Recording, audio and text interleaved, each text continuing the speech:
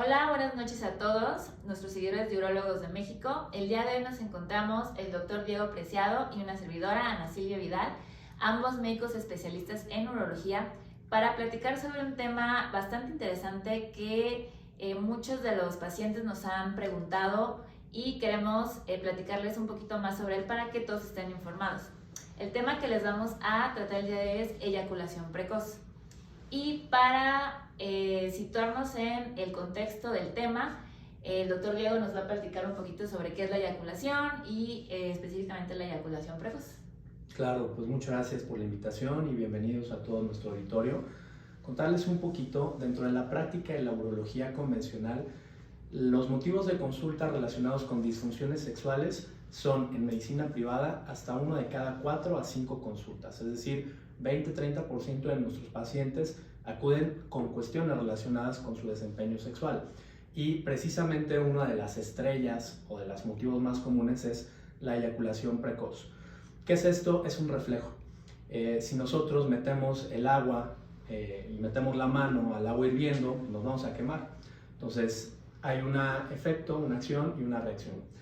La eyaculación es básicamente un reflejo, ¿sí? La estimulación de los genitales masculinos genera un reflejo de emisión y de eyección, que son las dos fases de la eyaculación. La circuncisión, al quitar el prepucio, sí puede aumentar un poco la sensibilidad, pero eso no implica que vayas a padecer eyaculación precoz. Sí, lo que sí definitivamente el paciente circuncidado, que no lo estaba, pues se tiene que adaptar a una nueva dinámica. Y de hecho en algunos estudios sí se puede llegar a ofrecer como un tratamiento de desensibilización. Al final lo que buscamos en el tratamiento de la eyaculación precoz pues es ganar tiempo, ya sea por estrategias, primero no farmacológicas, después farmacológicas, que nos permitan. Y bueno, explicando un poquito de cómo es que esto ocurre, hablamos de un reflejo, ¿no? De una sensibilidad. Aquí entra una hormona, ahora que lo mencionabas, que es la serotonina, ¿sí? Básicamente cuando viene el estímulo a nivel del glande, de la punta del pene, sube por una vía, llega hasta el cerebro y ahí se encuentra con una barrera, que es una cortina. Eso es la descarga serotoninérgica. Básicamente muchos de los tratamientos van enfocados a modular el nivel elevado o bajo de serotonina. Algunos de los medicamentos consiguen esto. Se ha visto también en estudios que no nada más es la cantidad de serotonina disponible. Generalmente la ausencia de serotonina se correlaciona con eyaculación precoz, mientras que un exceso de serotonina se correlaciona con eyaculación retardada, que no es un problema tan frecuente, pero que de cuando en cuando nos llega en consulta. Aquel paciente que dice, híjole, tengo actividad sexual, tengo erección, consigo la penetración, mi pareja termina y yo no. Entonces podría ser una causa orgánica, el exceso de serotonina también. Ahora, no nada más es la cantidad de este neurotransmisor, de esta hormona, también son los receptores. Básicamente hay dos receptores de serotonina, el A y el B. Unos son más ejecutores y otros son más lentos. Entonces, eso es desde el punto de vista orgánico. Sin embargo, tocamos un punto muy importante, que es el componente emocional o psicológico. Y si bien Ana ya describió cómo se clasifica desde el punto de vista orgánico la eyaculación precoz o los trastornos de la eyaculación, algo que es muy curioso, Ana, es que el DSM-4, que es el libro por excelencia de los psiquiatras, aborda la eyaculación precoz como un problema psiquiátrico incluso. Entonces, esto es importante porque definitivamente hay un componente emocional, ¿sí?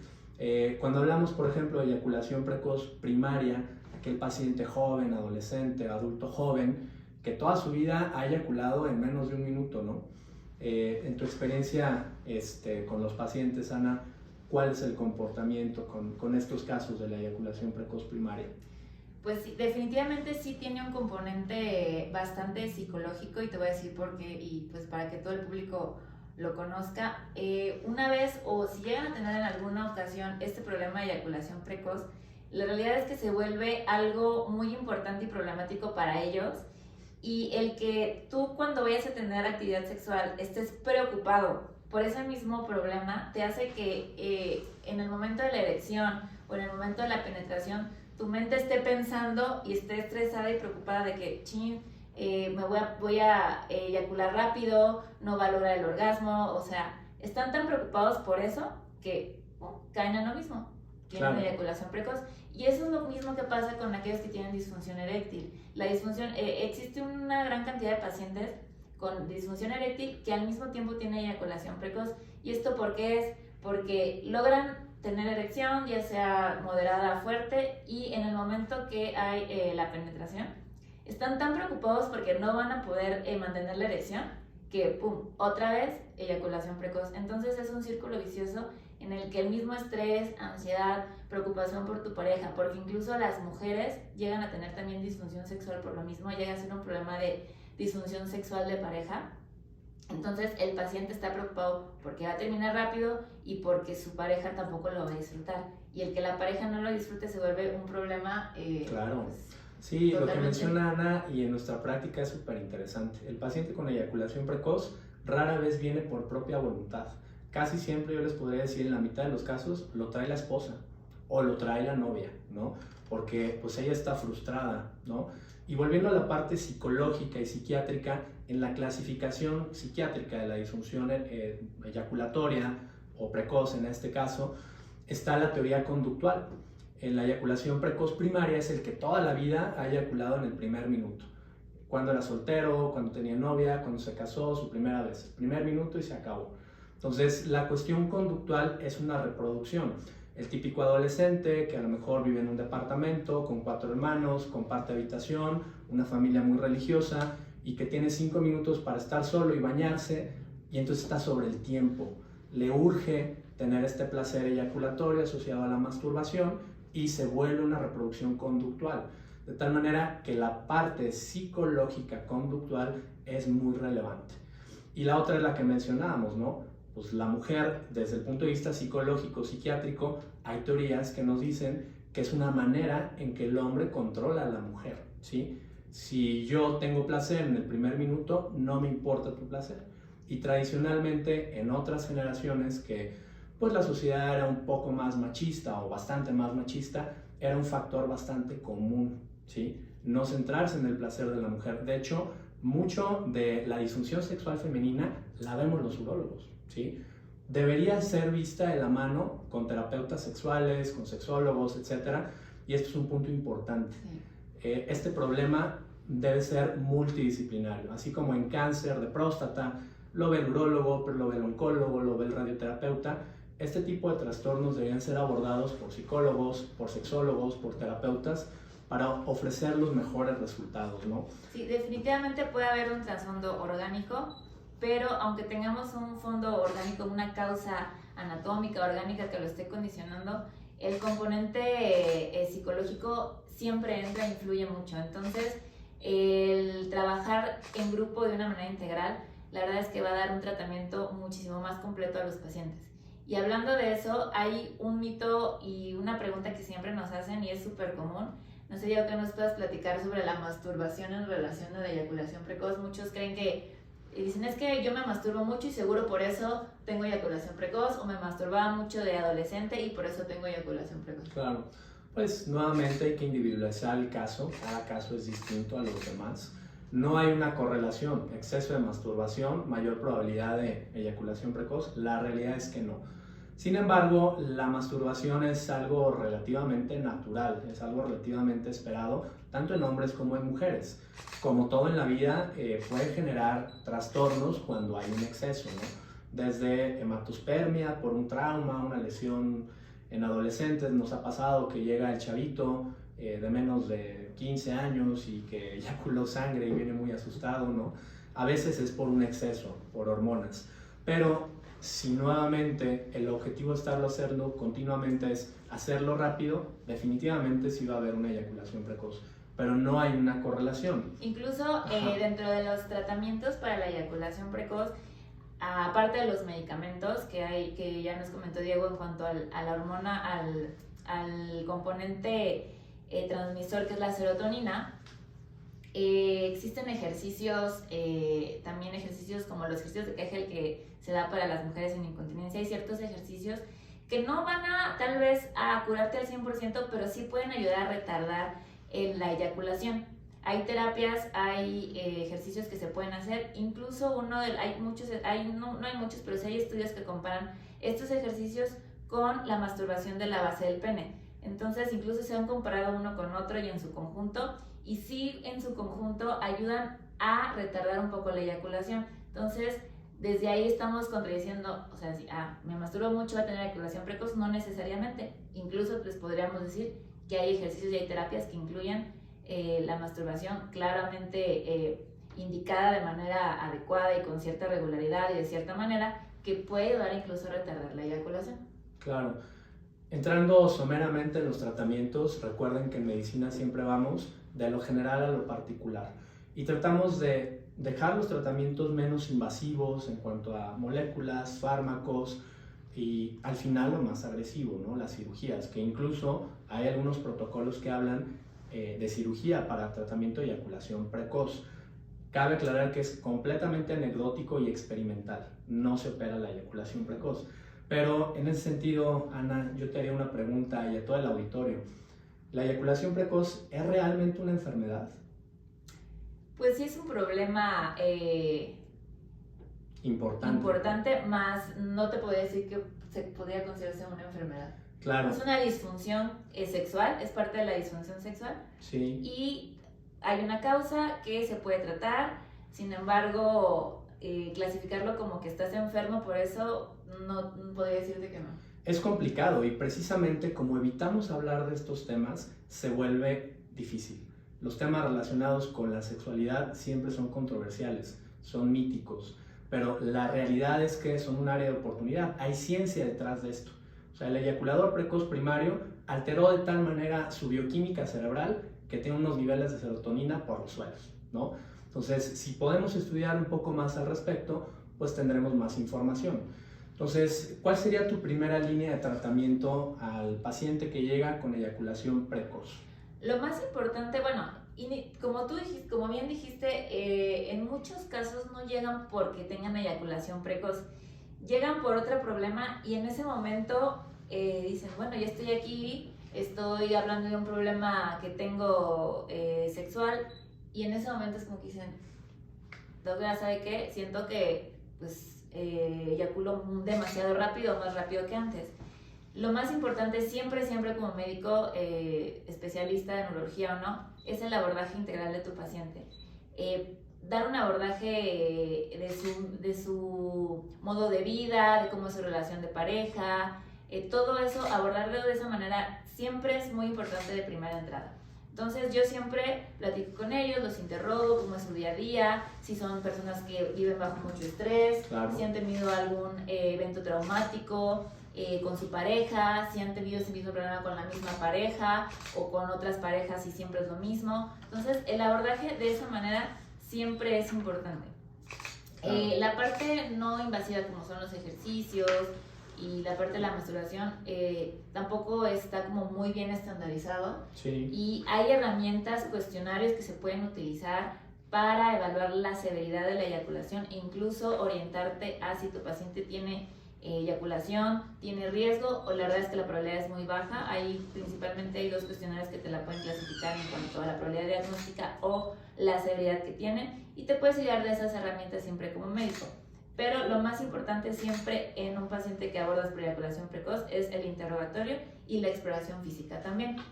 Claro, y en ese sentido, lo que mencionan las guías es primero descartar una causa que explique la eyaculación precoz. Hay enfermedades, hay medicamentos, particularmente los antipsicóticos, antidepresivos, que precisamente como alteran la bioquímica del cerebro, pueden generar una eyaculación precoz. Entonces, como bien mencionas, hacer una historia clínica completa. Si tú acudes con tu urólogo, te va a hacer unas preguntas, te va a hacer una exploración física, va a determinar sensibilidades, puntos gatillo, te va a preguntar cómo es la interacción de tu día a día, tu pareja, tus hábitos masturbatorios o eyaculatorios, y con base en eso va a tratar de establecer una condición. Ana, una de las preguntas que más nos hacen es ¿cuál es el promedio de duración de una eyaculación? ¿No? Nos da risa, pero es del día a día, es una risa nerviosa que en el consultorio el paciente a veces viene hecho un mar de nervios, ¿no? La esposa viene con una serie de emociones entre frustraciones, reclamos, están al borde del divorcio y uno tiene que ser como conciliador, ¿no? Desafortunadamente hemos crecido en una cultura falocéntrica creemos que las películas porno y que durar 1 hora o 2 días es lo normal. La realidad es que es muy subjetivo la duración. Ajá. Como bien dijiste al principio, lo importante del acto sexual en sí y llegar a la penetración es que haya satisfacción sexual para ambas personas, para tanto la mujer como el hombre. Entonces la realidad es que si son 10 minutos y hubo una satisfacción y estuvo bien para los dos, pues la realidad es que está bien, o sea, no importa. Si duras media hora y ambos están a gusto y la pasan bien, la realidad es que también está bien, o sea... Sí, es cuestión de una dinámica, ¿no? En promedio, esto sí se ha estudiado desde el informe Kinsey, que es el estudio clásico de sexualidad humana, y el padre fundador de la sexología como ciencia formal, pues él hablaba de 10 a 18 minutos de promedio de una relación sexual. Lo cierto es eso, que al final debes ir de la mano con la pareja. Y afortunadamente para todos nuestros amigos y seguidores que han tenido este problema, que es muy común, de hecho según estadísticas, más de la mitad de los hombres hemos tenido una eyaculación precoz en un momento clave. Te voy a poner el caso, vi hace unos días a un chavito, pues toda su vida yendo al gimnasio, conoció a una chica, felices, la estuvo saliendo con ella durante varias semanas, se la hizo su novia y cuando por fin pudo tener relaciones con ella, no tuvo erección, cuando tuvo fue de mala calidad y consiguió no eyacular incompletamente y muy rápido. O sea, fue mucha expectativa y pocos resultados. Era su primera vez. Y obviamente le dijo a ella, no te preocupes, no pasa nada, vas a estar bien. Segunda vez, peor. Tercera vez, peor. Entonces, fíjense ustedes el candado psicológico que tienen nuestros pacientes. De tal manera que la parte emocional, conocer su dinámica, su interacción y tratar de establecer cuál es el problema, surge de la historia clínica, ¿no? Entonces, un chavito joven, sano, hacía ejercicio, etcétera, pues no tendría por qué tener este problema, ¿no? Entonces, como bien mencionabas, desde el primer tratamiento, los ejercicios de Kegel, todos los conocerán porque son los ejercicios para incontinencia urinaria, famosos en las mujeres después del embarazo, la cesárea, pero probablemente uno de los más útiles es la famosa técnica de parar y acelerar y continuar, ¿no? Entonces, básicamente esto consiste en que durante la masturbación se piense el paciente como en un foco, o más bien un semáforo, foco rojo, foco amarillo, foco verde, ¿no? El problema cuando uno le explica al paciente de que debe parar la masturbación es que para en el foco rojo, ya cuando es muy tarde.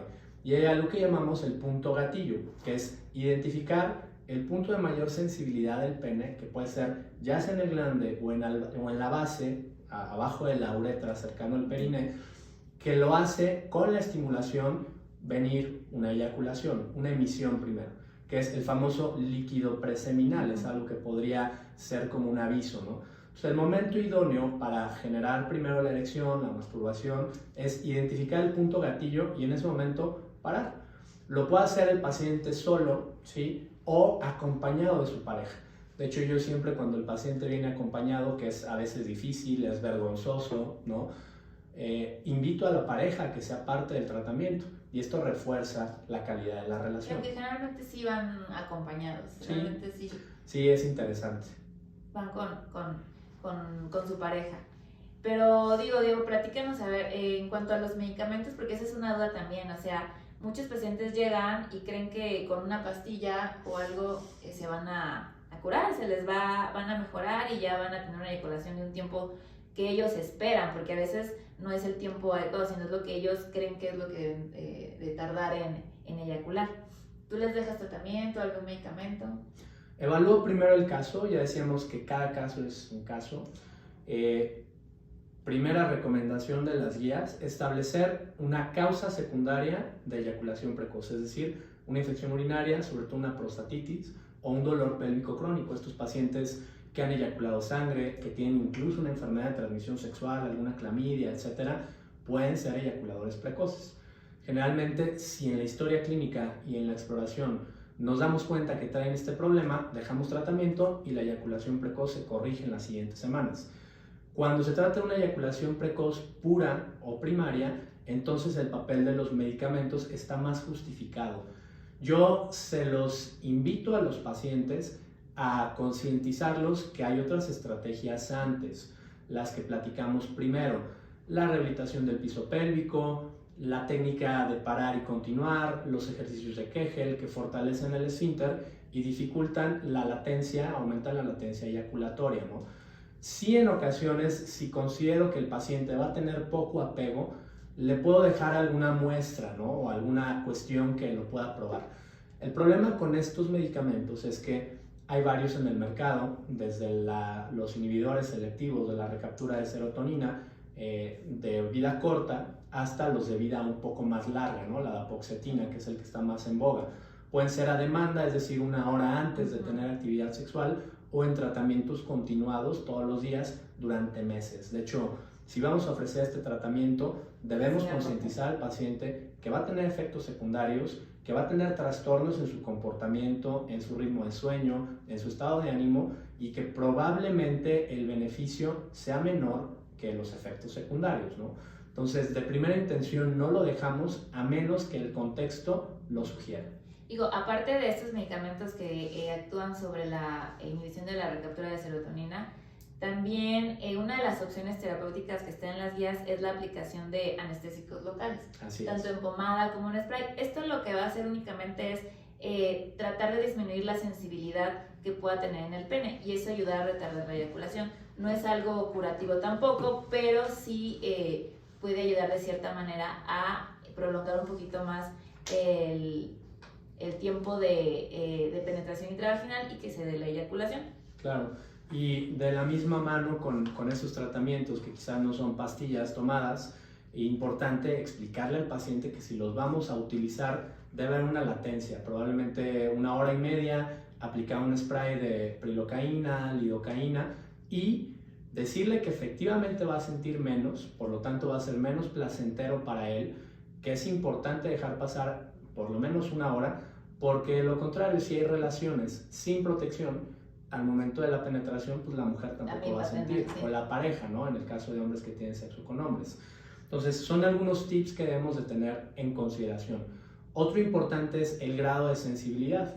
Hay pacientes circuncidados que tienen poca sensibilidad, pacientes no circuncidados que tienen poca sensibilidad, y que al momento, por ejemplo, los que tienen fimosis, que no pueden retraer, al momento de hacerle la circuncisión, su sensibilidad mejora. Entonces, algunos tips, por ejemplo, también es el uso de ciertos preservativos, desde el texturizado al que es más ultra delgado, y invitar al paciente a que pruebe otro tipo de estrategias, siempre de la mano de la comunicación e interacción con su pareja, ¿no? Por ahí un querido maestro mío de la formación en urología nos decía que a veces las mujeres, y también los hombres, pero más las mujeres, son como una guitarra, si la tocas, toca, ¿no? Entonces, por centímetro cuadrado, la cantidad de terminaciones nerviosas en los genitales de la mujer es el doble. O sea, la sensibilidad que tienen ustedes es mucho mayor. Entonces, los hombres tenemos un área de oportunidad ahí. Si sabes que eyacular rápido, pues estimula otras formas, auxíliate de la boca, del fingering, la manipulación apropiada, identifica la manera como tu pareja está lista, y probablemente va a ser mucho más fácil, ¿no? Claro. Porque, y esto es bien interesante, Ana, yo los invito, bueno, a los colegas urólogos o médicos que también nos siguen bastante y nos mandan muy buenas preguntas, a que si tienen en su consulta este tipo de casos, le pregunten a sus pacientes, ¿qué es más importante para el paciente? ¿Tener satisfacción él o su pareja? Y justo quise dar una pregunta que yo te quiero hacer a ti, quiero que tú la contestes. Sí. Es en cuanto a, nos han preguntado si existen los narcisistas sexuales. 100%, y hay en todos lados, ¿no? El narciso es aquel que creen que todas mías y aquí alrededor. La verdad es que sí existen, va muy de la mano con el famoso macho alfa, y de que existen, existen. O sea, el narciso es aquel que it's all about esa persona. Entonces, sí hay personas que no le importa el placer de la otra persona, pero lo que importa es el propio. Y creo que lo habíamos mencionado tangencialmente hace unos minutos, de que anteriormente, antes de la liberación femenina, pues todo era el placer del hombre. Y literal, era el hombre fuerte, macho, no había técnicas anticonceptivas ni preservativos, entonces pues era, vamos a tener relaciones para tener hijos. Acabo yo en 2 minutos y no me importa el placer de mi pareja, ¿no? Entonces, gracias a la equidad que precisamente la liberación femenina, la libertad sexual sin libertinaje, nos ha permitido explorar estas partes, ¿no? Entonces, definitivamente existen los narcisistas sexuales y el narcisismo es un trastorno de la personalidad que puede llegar a una enfermedad psiquiátrica.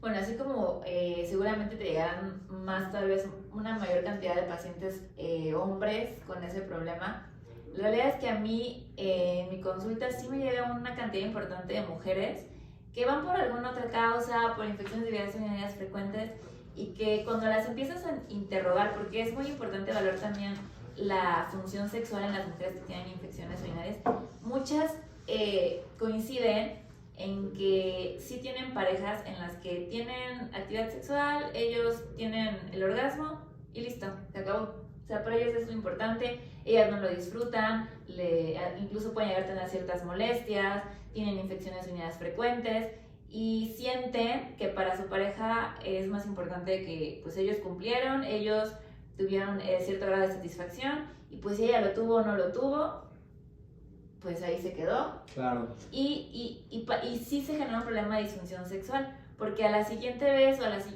ya está es un problema para ellas, ya está les causa molestia y pensar en tener otra pareja y tener relaciones sexuales ya no les suena tan atractivo. Entonces, sí, yo invito a mis pacientes mujeres o a las mujeres que nos escuchan que pongan cierta atención en eso y que tengan en cuenta que su satisfacción sexual también es igual de importante que la de los hombres, no es más, es igual de importante. Claro, pues creo que estamos casi sobre el tiempo, hemos abordado casi todas las dudas, los mitos, y por ahí encaminándonos al final, ¿alguna conclusión, Ana, que nos puedas decir al respecto? Pues mira, invito a que cualquier problema, tanto si ustedes como mujeres identifican eso en su pareja y que les está generando cierto conflicto o grado de disfunción sexual como pareja, inviten a sus esposos o a sus novios o a quien sea a que con una consulta. Siempre hay opciones, desde lo más básico hasta lo más invasivo o complejo, pero siempre hay una solución, hay una manera. Y estar informados es lo más importante, no automedicarse, no tomar cosas que me dijeron, si te pones esto vas a durar más, vas a tardar más en eyacular, etc. Siempre es importante acudir con un especialista que te valore adecuadamente y te diga qué es lo que tienes exactamente y qué es lo que más te puede ayudar. Claro, y ahora que lo mencionas, por ahí en ciertos mercados negros hay unas pastillas de toxinas de sapo que tienen cierta justificación, o sea, están en investigación, pero para aplicación tópica. Desafortunadamente pueden llegarse a tomar y eso es peligroso, ¿no? Entonces, yo lo que les diría, encaminándonos también al cierre, es que la sexualidad es inherente a la humanidad. Y de hecho, tener libido, tener deseo sexual, sentir atracción por alguien, es un marcador de salud, no nada más física, sino mental. De hecho, un marcador de esquizofrenia es no tener historial de parejas, ¿no? Porque no puedes interactuar, no puedes conquistar a alguien. Entonces es muy interesante cómo en este punto la salud física, la parte sexual, se encamina con la cuestión mental y psicológica. Entonces este problema pues es muy común, es muy poco hablado, pero precisamente hablar de esto enriquece. No tenemos por qué sentir vergüenza por estos temas. Es un área de oportunidad, es una realidad y es una condición que en ocasiones puede ser una enfermedad. Entonces, en conclusión, esto tiene solución, acércate a un experto y pues, gracias Ana. Gracias Diego. Gracias a todos y que pasen buena noche.